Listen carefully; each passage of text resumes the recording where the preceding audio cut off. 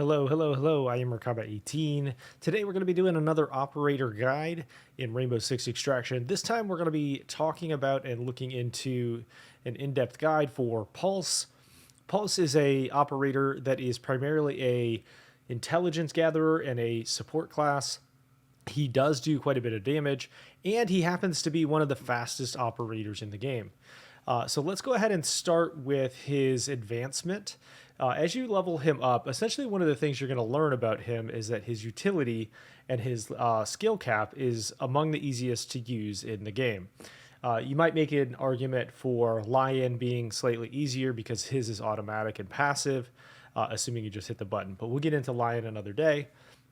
But as an intelligence gatherer, your primary responsibility is to gain information for your team. Pulse here does that through a cardiac sensor, which you can see detects VIPs, meaning rescue targets. It also will detect MIA, such as a downed operator, if you're doing a rescue mission. It'll also detect primarily the main use for him is nests. You want to use his scanner to detect nests through obstacles and through walls. We'll get into an in-game piece of footage here in a little bit so you can see kind of what it looks like in a real-world setting. But before we go through these too far, I do want to make sure that everyone is liking and subscribing to this channel. Please make sure to comment below and let me know what you think of these guides. It helps me grow, and I appreciate it very, very much. Okay, so he starts with his cardiac center here. Automatically will detect VIPs, nests, and MIAs through obstacles. One of the important things to know is that before you reach max level, this cardiac sensor will only detect information through those obstacles for yourself. So you will need to, until you reach max level, those scans will only happen for you. They will not detect them for your team, and they are not persistent, which means the sensor must be up and active in order for you to see them. Once you reach max level, we will get to in just a moment, you will see that the nests and detected obstacles will become persistent, and they will reveal those to your team as well. As he reaches level 2, the detection range is increased to 40 meters, which is the max level. It will, pretty good range, pretty good distance as you move around the map. We'll show you in game what that looks like. And then you obviously get a new UMP 45 machine gun. One of his better guns, honestly. He does start, we'll get into this in just a moment, but he does start with a little bit of a shotgun, which I personally do not like very much. So this update at level 3 is super important. One of the better guns that he has. At level 4, he will have an armor upgrade. He is very, very quick, but he does it at least until level 4, takes quite a bit of damage. So he can be quite a bit squishy, quite a bit easier to take down by Archeans. This damage reduction certainly helps, but he still is not quite as strong and not quite as capable of taking damage as some of the other operators. As you move into level 5 here, you will get one of his better perks. When you revive a teammate, it will automatically boost them with 20 additional health. Now, that also does stack with Doc's ability or some of the other operators who res with a higher level of health than the average operator. His will boost you. If you go and res your teammate, you get 20 extra health there. Secondary update on level 6, so you get a new handgun as your secondary. The passive sensor at level 7 automatically detects meters within 8 yards when the holster is not active, or when the sensor is not active. So basically what this means is that if you walk within 8 meters of a nest, it will automatically show you where that nest is. You don't even need to pull your ability out. And so you become a much better intelligence gatherer simply by walking around the map. Again, at this level, though, they do not persist, and they do not reveal to your teammates. So you need to continue to upgrade your and advance your operator in order to get that. At level 8, you get a massive boost to your speed, which makes him one of the fastest operators in the game. Movement speed increased by 35% there. And then at level 9, you get his, in my opinion, his best gun, and we'll get into that in just a minute here. And then at level 10, teammates within 10 meters of you, when you have your sensor active, have their speed boosts. Scans are detected even when holstered. Now, it doesn't really say it here, but this is also the point at which it will become a persistent scan, and a scan in which the players that you're playing with will know, hey, this person, or will know that the nests or VIPs or MIAs are there. So instead of just having to tell them, they can see them. And this is really important as you do endgame content and as you're playing with groups, because the scans will give them intel, as is the primary purpose of Pulse here, but it will also give you experience for every scan that is taken down. So like, let's say you scan a nest, you will then get XP for having a teammate take those down. So, all right, let's go ahead and get into his loadout. I tend to use his secondary gun here, the 5.7 USG, but this one is a much higher damage. It just happens to have much more spread. I tend to personally prefer this one, but you can make an argument for both. Just depends on what you want to use. Now, as far as his primary weapon, I do not like his shotgun at all. It is pretty great at close range, but the range drop off is pretty significant and pretty standard. Shotguns in this game don't tend to be my favorite choice, especially as you get as an intelligence gatherer. You're going to be right in the heart of it, and you're going to kind of be a little bit more vulnerable to damage. So you want to use higher fire rate and higher damage guns that have more capabilities with a massive number of enemies. The attachments that you use, I tend to avoid suppressors entirely. I use a compensator. You could make an argument for muzzle brake if you do single shot firing, because it reduces the recoil there. Vertical grip is almost always my option, and I always tend to go with the highest level scope, but also entirely up to you. So here is the main question that you ask yourself with his loadout is the UMP is a very, very good gun. As you can see, it's got a lower fire rate and a lower damage. It's also got fewer bullets, so it's gonna unleash its weapon or its clip much faster.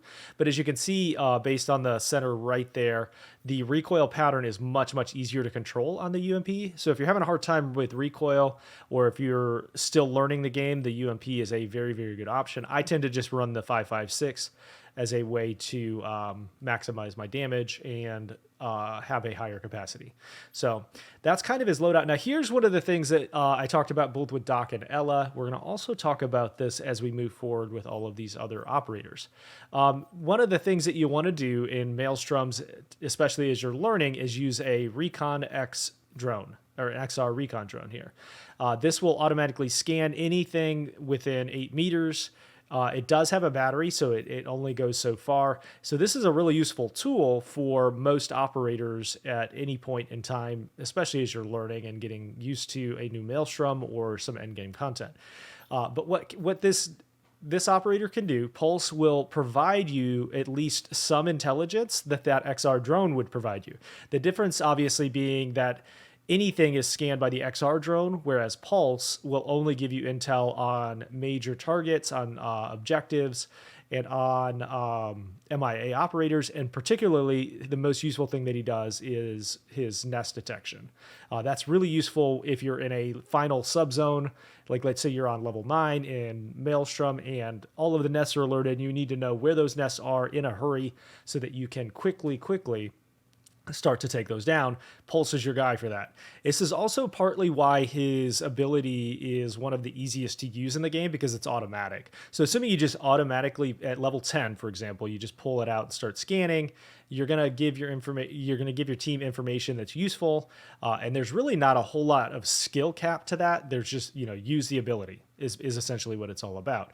But what that does allow you to do is have intel without using an XR drone, which frees your entire team up to bring other revive kits or to bring react tech that is more useful, so on and so forth. So you won't need to use like scan grenades or anything like that in this particular sense. So that is Pulse in his loadout, his advancement. Let's go ahead and take a look at some of this in-game content so you can kind of see what it looks like for yourself. All right, here we are in game with Pulse. This is going to be a demonstration of his ability and some of the usefulness that Pulse brings to the table. So as I mentioned before, all of my operators are max level, so you're going to see the max level usage and skill for his ability, which is the heartbeat scanner. Now, I have his 5.56 here with a 2.5x scope.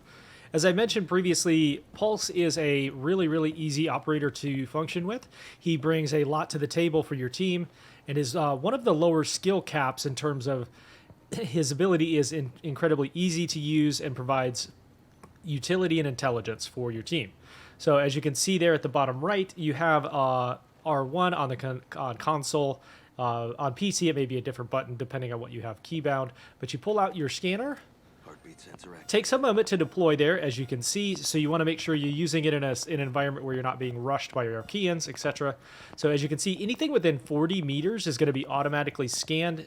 And by anything, I mean the Archaean nests, any kind of VIP, and if you are trying to rescue an MIA operator, they will also appear if they are, their heartbeat will appear on this scanner within 40 meters. So, and the difference here too is that on is the range at max level, but it is also a persistent scan at max level. It will also reveal those scans to your team. So before level 10, these scans are only active for me, and they're only active as long as I have the heartbeat sensor active. Now, as you can see, I put that away, and they're still scanned. This will also show your team where those nests are at any given moment. Another piece of incredibly important information to keep in mind with Pulse is that if you're running through the map here, we'll try to find a nest. If you get within 8 meters of a nest, it will automatically scan it and tell your team where they are. So you can also just passively control the map and try to clear through the map, and it will give your team information. So one of the important things to keep in mind is you want to continually scan. Most of these maps are relatively small, so as you continue to pull out your scanner and scan the zone, all of the nest locations will be revealed to your team. And then, let's say we find this nest, right? We walk up and take it down. As you can see, we get an XP bonus there for the scan. In addition to that, if your team is able to take down a nest, let's say my buddy's over there and he takes that nest down while it's scanned, it will automatically give me a bonus in terms of XP for that scan. So after about 45 seconds or so, the scan will go away, and we'll wait and see what that looks like. So you can kind of see here, some of the nests are starting to, the intel as in terms of where they are tends to go away. Pull out your scanner again, automatically scan again, and then that will be a persistent scan for a short duration for your team. Some key differences here. As an intelligence gatherer, Pulse is really useful in terms of giving your team information. Pulse gives you information on the location of nests. Lion will give you information about the type of and location of moving enemies. Will not scan heartbeats or nests. But like IQ, for example, will also give you intel about resource boxes, certain kinds of Archaeans and VIPs. One of the main differences, too, is that Pulse's ability is an active scan that will allow you to push the button and it'll automatically scan anything in range. IQ, for example, can pull out her scanner and continue to use her pistol. However, Pulse cannot use his pistol or any kind of weapon while his scanner is active. Now, as you can see, there's a guy right there. He's not being scanned.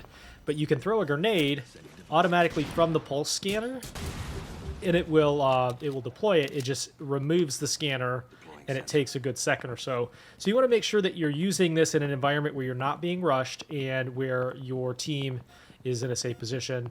That way, you're not having to put this away and deal with the animation. So that is max level Pulse. As I said, he is one of the easier operators in the game to use, and I hope you find all of this information useful for you, and you continue to learn and grow from these videos. Please let me know in the comments below what operator should I use next, and please let me know what you think of the video. As always, make sure to like it as well, and to subscribe to that to the YouTube channel here. Make sure you also check out my live Twitch channel for in-depth guides on Maelstrom and endgame content in Rainbow Six Extraction. Thank you so much for watching, and see you again next time.